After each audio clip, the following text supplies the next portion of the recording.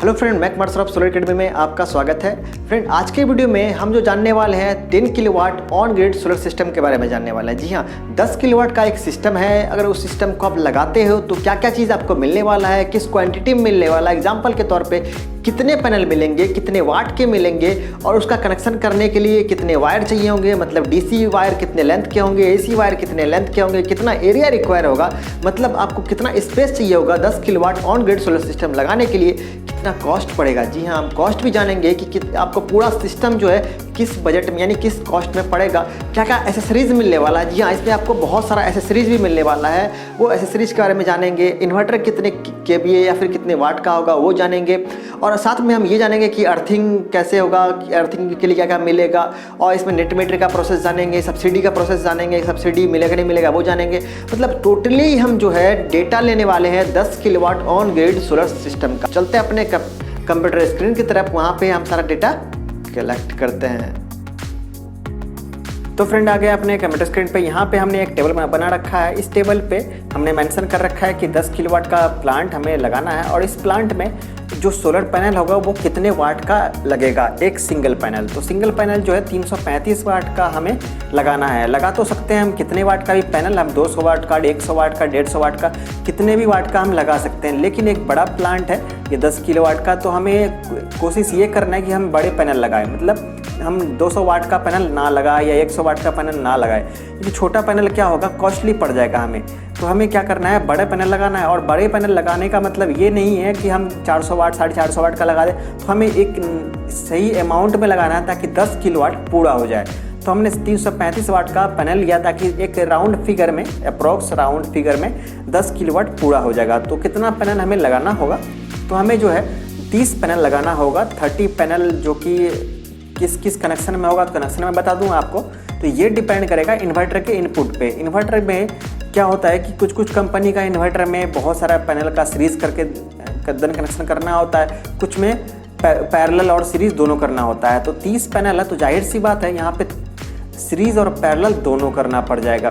अब ये डिपेंड करेगा इन्वर्टर के इनपुट में कि इन्वर्टर में कितने वोल्ट सपोर्ट कर रहा है। तो कुछ कंपनी का बहुत ज़्यादा वोल्टेज सपोर्ट करता है, किसी कंपनी में करंट और वोल्टेज दोनों एक सही रेशियो में होना चाहिए। तो ये आपको डिसाइड करना होगा ये कनेक्शन कौन सा होगा, ये इन्वर्टर के इनपुट को देखने के बाद। अब चलते हैं हम आगे, तो देखते हैं कि इसमें लगने वाला जो सोलर स्ट्रक्चर है। तो जाहिर सी बात है कि सोलर पैनल लगेगा। सोलर पैनल किस पे लगेगा, सोलर स्ट्रक्चर पे।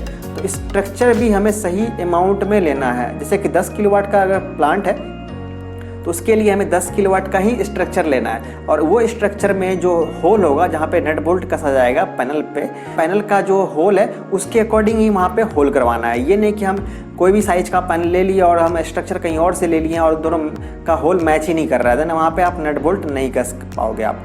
तो आपको क्या करना होगा, पहले आपको पैनल देखना होगा, पैनल का होल कितने डिस्टेंस में है, उसके अकॉर्डिंग ही आपको होल करवाना होगा स्ट्रक्चर में, और वो स्ट्रक्चर होगा 10 किलोवाट का। अब आगे चलते हैं, इसमें लगने वाला जो इन्वर्टर होगा, जिसको हम लोग ऑन ग्रिड इन्वर्टर बोल सकते हैं, या फिर हम लोग उसको ग्रिड टाइड इन्वर्टर बोल सकते हैं। अब ये इन्वर्टर कितने का होगा, तो 10 किलोवाट का होगा। यहाँ मैंने 10 किलोवाट बोला है, 10 केवीए नहीं बोला है। दोनों में फ़र्क है, केवीए और किलोवाट में, क्योंकि 10 किलोवाट 10 केवीए नहीं होता है। तो आपको ये देखना है कि 10 किलोवाट का ही इन्वर्टर हो। आगे चलते हैं कि इसमें लगने वाला MC4 कनेक्टर है, वो भी लगेगा, क्योंकि 30 पैनल है, सबको कनेक्ट करना होगा, और कनेक्ट करके हमें कहाँ जोड़ना होगा, जंक्शन बॉक्स में। तो इसमें 6 पेयर लगेंगे। 6 पेयर का मतलब क्या होता है, 6 मेल कनेक्टर और 6 फीमेल कनेक्टर, मतलब 6 नेगेटिव और 6 पॉजिटिव वाला कनेक्टर लगेगा। तो यहाँ पे 6 पेयर हो जाता है। ठीक है, आगे चलते हैं। इसमें लगने वाला जंक्शन बॉक्स जो होगा, जो कि DC DB हम लोग बोल सकते हैं, DC जंक्शन बॉक्स या DC DB बोल सकते हैं, तो वो एक लगेगा। और इसी जंक्शन बॉक्स में DC MCB, DC fuse, DC SPD वगैरह सब कुछ इसी बॉक्स में रहता है। अगर हम ये बॉक्स लगा लेते हैं तो क्या होगा, हमें एक सेफ्टी मिल जाएगा। और जाहिर सी बात है ये बड़ा प्लांट है, तो हमें जंक्शन बॉक्स जो है वो लगाना चाहिए, क्योंकि छोटा प्लांट होता अगर मान लो 1 किलोवाट या 2 किलोवाट का होता, जंक्शन बॉक्स नहीं भी लगाते तब भी काम हो जाता। तो यहाँ पे हमें DC DB लगाना चाहिए ताकि सारा सेफ्टी का एक जो डिवाइस है वो इसमें हम लगा सके। आगे चलते हैं कि AC जंक्शन बॉक्स भी हमें इसमें लगाना चाहिए, जो कि AC DB जिसको बोल सकते हैं। तो इसमें AC MCB, AC फ्यूज़ वगैरह इसी बॉक्स में लगेगा, और इसी बॉक्स के बाद इन्वर्टर में जाएगा। अब बात कर लेते हैं इसमें डीसी केबल जो है वो कितना लगेगा। तो 90 मीटर के आसपास आपको इसमें वायर लगेगा, और 90 मीटर इसलिए क्योंकि यहाँ पे जो है सारा पैनल का कनेक्शन करना होगा, डीसी वायर चाहिए। अब पैनल का कनेक्शन करने के बाद जो स्ट्रिंग वायर बनेगा उस स्ट्रिंग वायर में भी डीसी वायर चाहिए। अब स्ट्रिंग वायर इन्वर्टर तक जाएगा तो वायर का लेंथ जो है वो ज़्यादा लंबा हमें चाहिए होगा।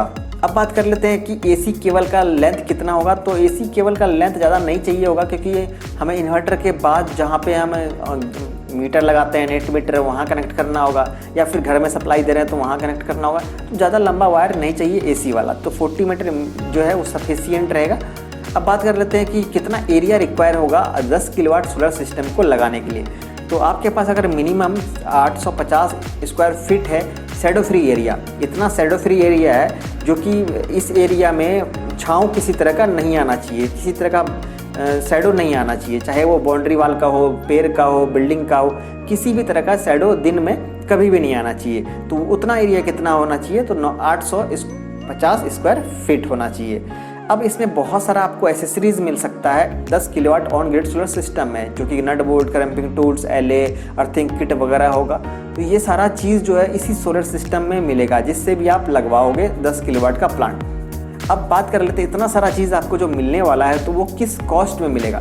तो कॉस्ट भी मैंने यहाँ पे दे रखा है, 4,80,000 के आसपास आपको कॉस्ट पड़ जाएगा, विथ इंक्लूडिंग यहाँ पे मैंने दे दिया है इंस्टॉलेशन। अब इंस्टॉलेशन का मतलब क्या होगा, सोलर सिस्टम आपको प्रॉपर लगा के मिलेगा। इसमें सोलर पैनल होगा, अर्थिंग होगा, इन्वर्टर होगा, सारा चीज़ आपको कुछ नहीं करना है। सब जिस कंपनी से लगवाओगे ना वो उसका रिस्पॉन्सिबिलिटी है, सब कुछ आपको लगा के दे, टेस्टिंग करके दे।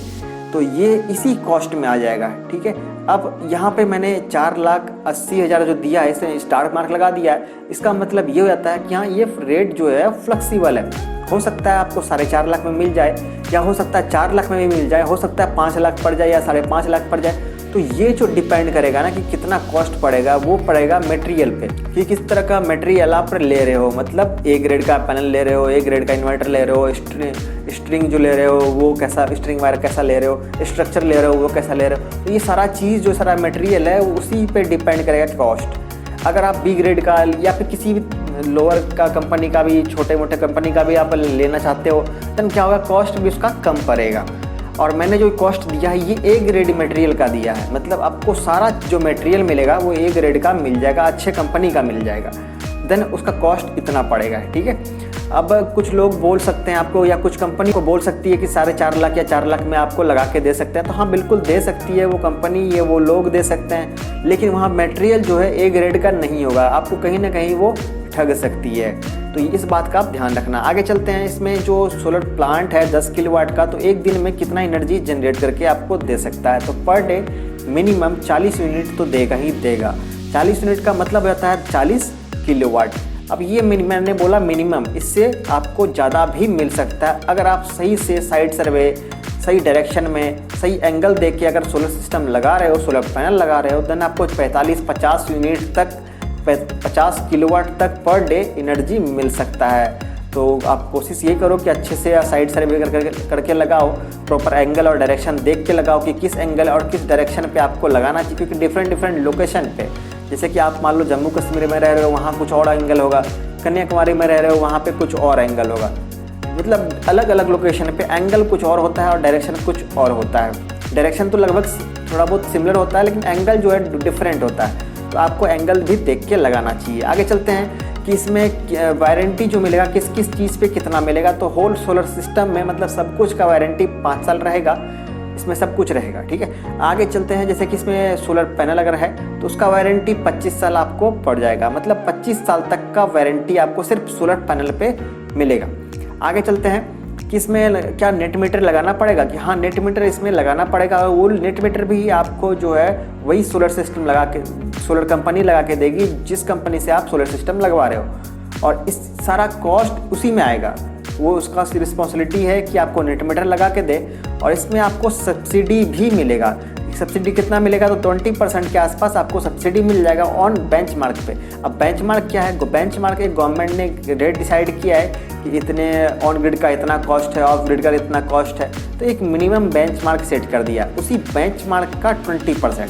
अगर मान लो एग्जांपल के तौर पे अगर बेंचमार्क 60,000 है तो 60 का 20%, मैंने एग्जांपल दिया। तो इस तरह से आपको ये 10 किलोवाट का अगर सोलर सिस्टम लगाते हो ऑन ग्रिड सोलर सिस्टम, तो आपको पता चलेगा क्या क्या मिलने वाला है, किस क्वांटिटी में मिलेगा, कितना एनर्जी जनरेट करके देगा, कितना एरिया रिक्वायर होगा, क्या कॉस्ट पड़ेगा, सब्सिडी कितना मिलेगा, सारा कुछ आपने जान लिया। अब भी आपका कुछ डाउट रह गया है देन कमेंट सेक्शन में आप कमेंट कर सकते हो। अगर मुझे लगेगा कि उस टॉपिक पे वीडियो बनाया जा सकता है देन वीडियो बना के भी मैं अपलोड करूँगा। तो मिलते हैं अगले वीडियो में कोई नए टॉपिक के साथ, तब तक के लिए टेक केयर।